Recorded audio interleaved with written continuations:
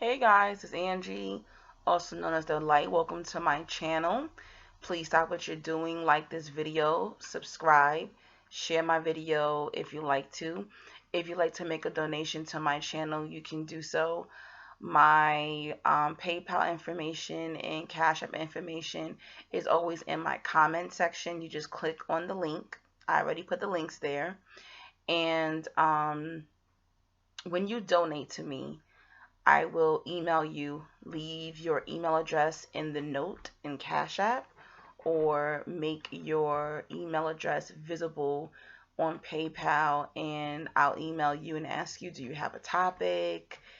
Or is there a topic that you want me to do? I've been getting donations when I only have 400 subscribers. And when you donate to me, I do your own video for you. So it's not just you sending me money. Okay, so you get something out of the deal as well. Excuse my voice, I don't know, I think I'm just tired. But I really wanted to get this video out to you guys, because it's been on my mind since I woke up this morning. I woke up like 6:30 in the morning. I was off, but I had to do so much today. But I said, you know what, before I go to sleep tonight, I have to do this video. So one of the first quotes, well, the first quote that I saw when I woke up, I looked on my Instagram and I saw this quote, and I'm going to read it to you guys. And it's by, you can find her on Twitter and you can find her on Instagram. She's actually just a model. I don't want to say just a model, but she's a famous model. Her name is Ebony Davis. And the quote is, attracting a partner who doesn't need to be saved forces you to see your inherent value outside of what you can do for them. That can be difficult for someone who is used to saving others and has centered their self-worth and their identity around sacrifice. Now, when I read that, that hit me like a ton of bricks, okay? And that hit me like a ton of bricks because I'm still healing from that. And because I was narcissistically abused, as you were too, from, childhood, my stepfather, my grandmother, other relatives, I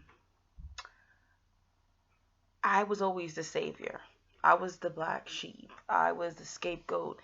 And the black sheep and the scapegoat are usually the individual, the family, or the head narcissist in the family.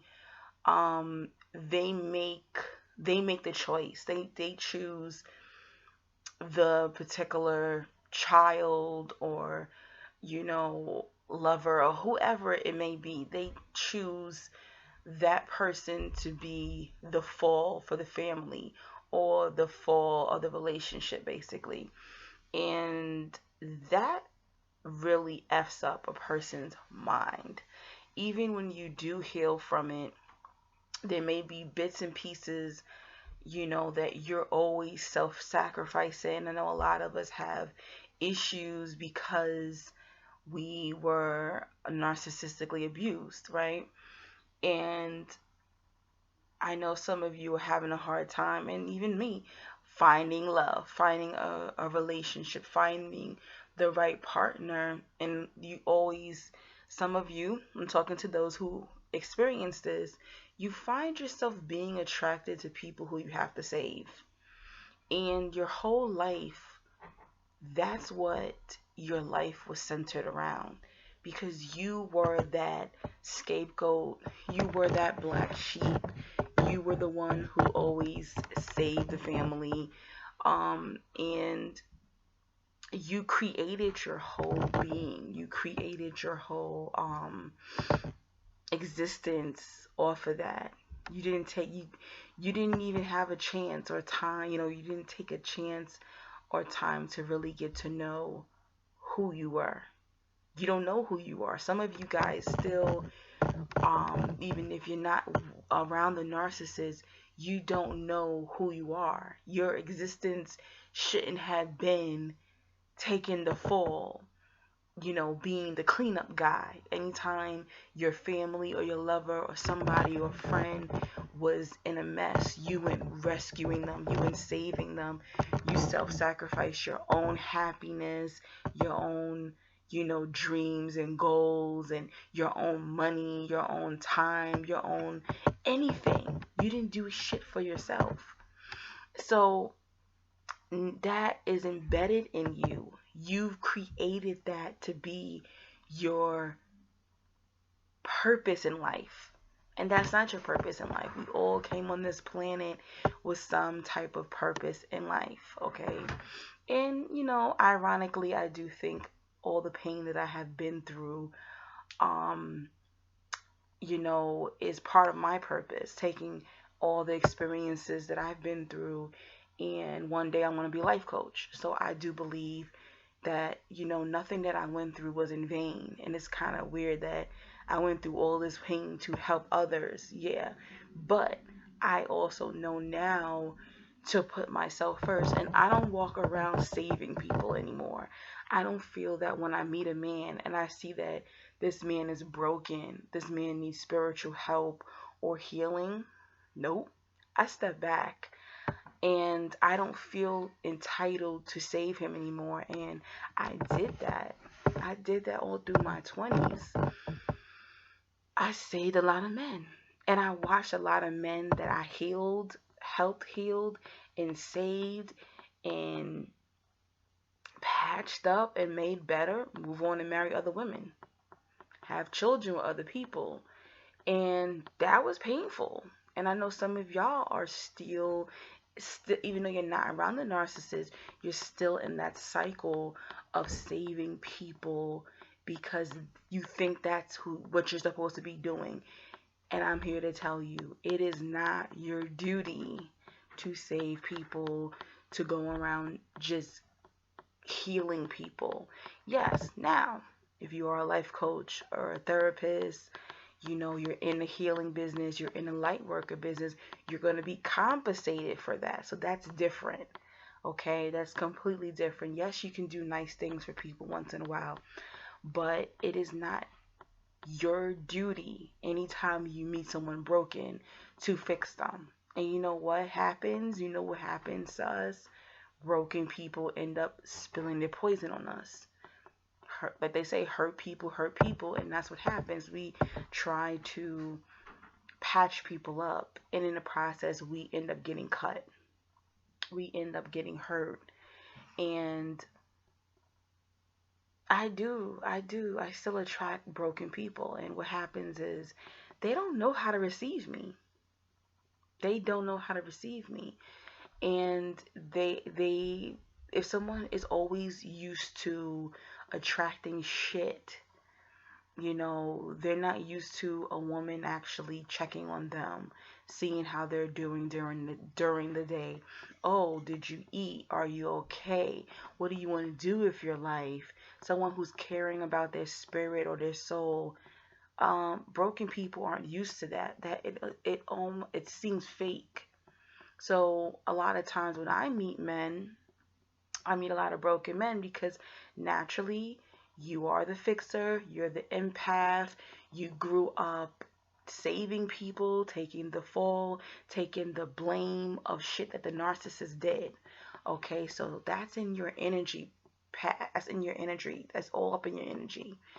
So a lot of broken people, hurt people are going to be naturally attracted to you. But then when you do try to love these broken people, they're not going to be able to receive you. They're not. They're not. And your exercise for me telling you, whenever you do come across somebody who's broken, don't feel obligated to fix them. Let them go. You can give people information, pamphlets, websites, places where they can actually go and get information from, or send them to my YouTube channel.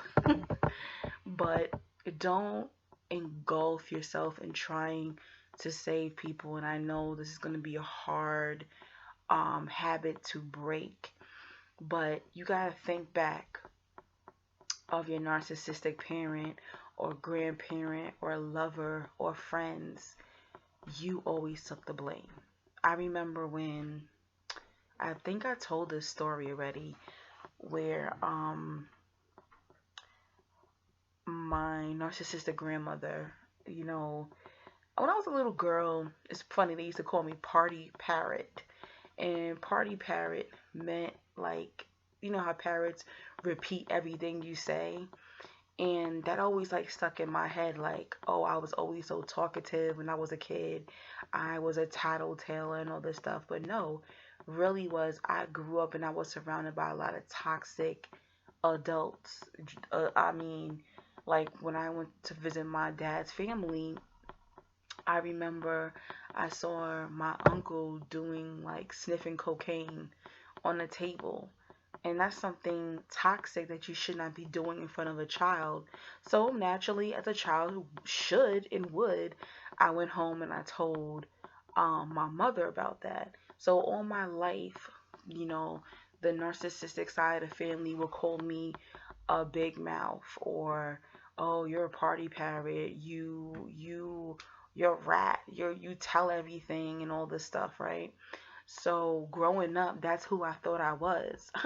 That embedded in me even from a child, like, oh, no one wants to be around me because I talk too much. And it's just crazy how narcissists plant these seeds in your mind, that shit stuck with me, as an adult. And then, that side of the family, that narcissistic side of the family, even though I had narcissists on both sides, but speaking of my father's side of the family, um, everything got blamed on me. Like one of my cousins, I think I told this story on my channel before. One of my cousins left the family, didn't want anything to do with the family. And I remember my narcissistic grandmother telling me, oh, she left the family because of you. And I'm like, maybe 7 or 8 at the time. Like, what? She left because of me? And this went on and on and on in my life. Like when my father died, I only got left a certain amount of money. And I took that little bit of money and gave it to my grandmother to bury my father. When all along she had insurance, she really had money, she had insurance on my dad and everything like that. So it was just like I always had to save the day. I always had to fix things. I always got blamed for shit. Even when my narcissistic grandmother got cancer, I had to nurse her. I had to save her. I had to plan her funeral. I took care of her for a year until she died. And this is the thing, even now to this day, family members, when shit goes down, they turn to me like, oh, it's okay. Angie will fix it. And Angie will do it. And I'm to that point where I'm like, no. And that's what you have to do. You have to take your true self back. You have to just stop doing shit for people. You stop being the savior. Stop always being the one who has to fix shit. Just don't do it. And if you don't do it, if it don't get done, oh well, it just don't get done. We didn't come on this earth to save people. We did not come on this earth to be slaves. We did not come on this earth to always fix other people's problems. Most people don't even have time to fix themselves.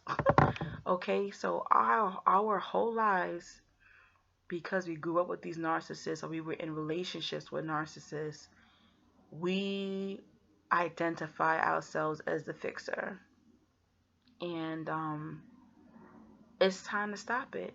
It's really time to stop it. Like right now, I think I told you guys I'm going through some legal issues or whatever that my narcissistic grandmother left behind. And I just said to myself, oh, you know what?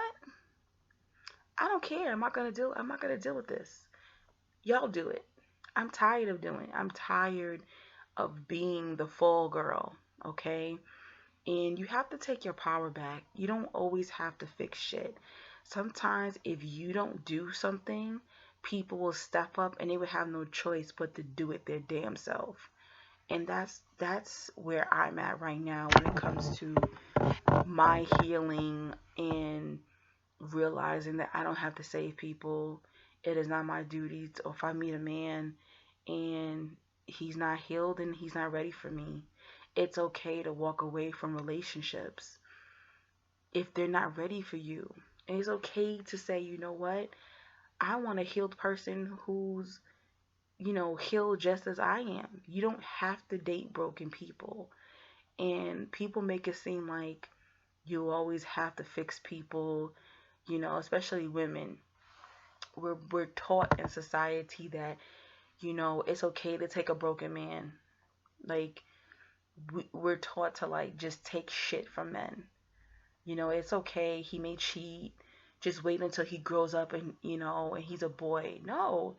Like, why can't we find someone whose vibrational, their vibrational frequency is on the same level as ours?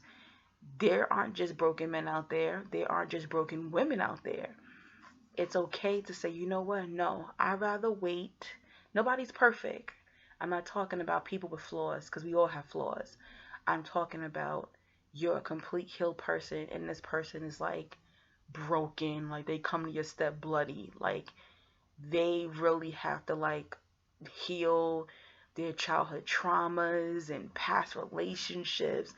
You don't have to be a healed person dating a broken person. It's okay to wait until you meet somebody who is vibrationally on your level, and that's okay. Also, it's okay not to date at all. Don't have sex at all while you're in your process of healing. To me, I think that's the best way to go about it. To not date when you're healing, to not have sex when you're healing. I know sometimes y'all have your needs, but in my opinion, it's alright to take a good 6 months to 9 months off. I know for some of you that may seem very far fetched, but try it. I've done it before. I've gone a year. That's the longest I've gone without sex was a year. And I felt great. I felt great about it. It is easier to heal when you're not entwining your soul with another being. Okay? It's less confusion.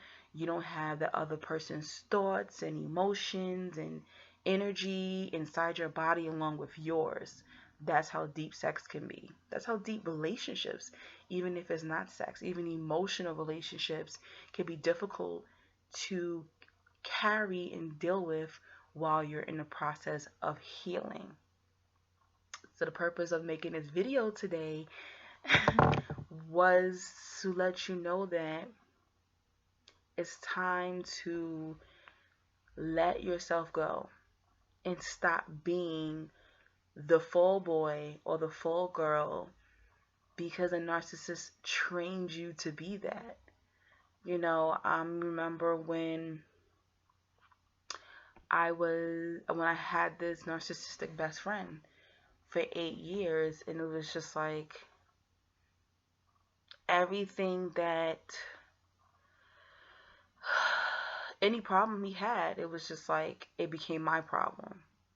It became my problem. If he had a bad day at work, I had to fix it. That's freaking insane.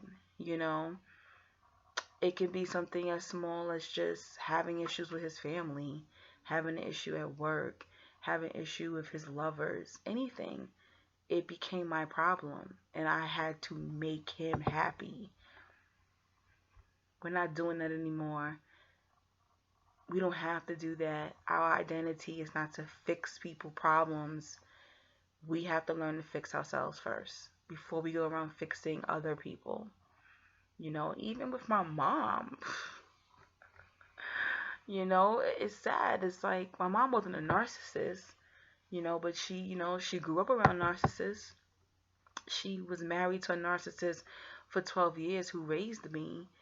And I even became like my mom's fixer, you know? I guess because she was just so dependent, she was so codependent on other people. And I became her fixer, and that fucked me up too. You know, if like the television wasn't working, I would run to fix it. It was like I became like the man of the house at one point. I remember when she was married and she told me one day like, "Oh, I don't have any groceries." I remember like I went and pawned a diamond ring I had and made sure my mom had groceries. That's how insane I was, to that point where I felt I needed to fix everyone's problems. But all these years, because I was narcissistically abused, because I was always a fall girl and the scapegoat, I felt I had to be like everyone's superwoman and rescue everyone. And now I don't feel that way anymore. And nope, I'm not taking no broken man, and you don't have to take any broken man or broken woman, okay? If we took the time out to heal ourselves, then they have to do the same. And maybe later on we can meet up in another lifetime, or later on we can meet up, and that's just how it has to be. I hope that this shines some light on some of you guys who are probably confused on why you keep attracting broken people after your narcissistic abuse. And you gotta try to change your frequency. Um, I'm still trying to change my frequency because I still do attract some narcissism. I still do attract people who are looking to be saved. But just because it it's approached to you, the universe may be giving it to you, or just because it comes up to you, you don't have to take it. And that's how you break the cycle. Just like, okay, just because a married man or a married woman comes up to you and they trying to sleep with you, don't mean you have to sleep with them. Just because certain things are presented to you, how you break the cycle is you just stop. Stop saving people. Stop putting other people first and not yourself. And that's how you break the cycle.